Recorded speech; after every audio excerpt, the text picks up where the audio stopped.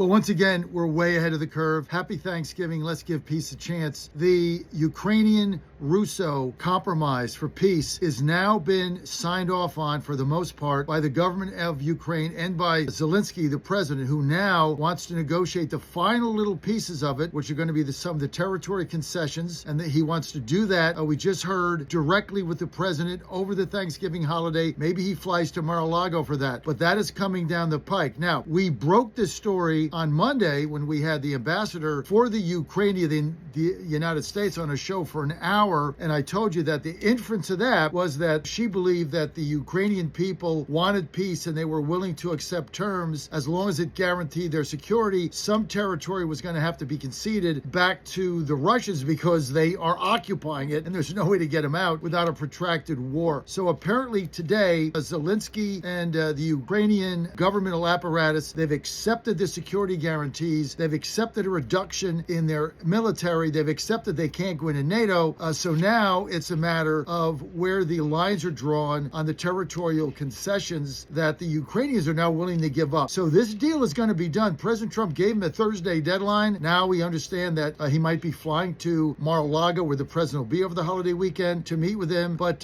we understand that great progress has been made with the Ukrainians. And basically, the 28-point plan has gone down to a 19-point plan. That's still got to get signed off on by the Russians. But we understand that the majority of what the Russians have agreed to is still in place. So very delicate now negotiations, pressure on both sides. If Trump pulls this off, he's going to go down as the ultimate peace president of maybe all time if he can negotiate this deal just after he did in Gaza. So the president working very hard to bring peace across the world. And once we do that, as I said, then we're going to get a focus on, without a doubt, on the domestic problems of the United States, bringing costs down, on improving your quality of life, on affordability. We've got to figure out this healthcare crisis. Everybody have a happy Thanksgiving. Share this update with your friends. Follow me on social media at JF Radio Show.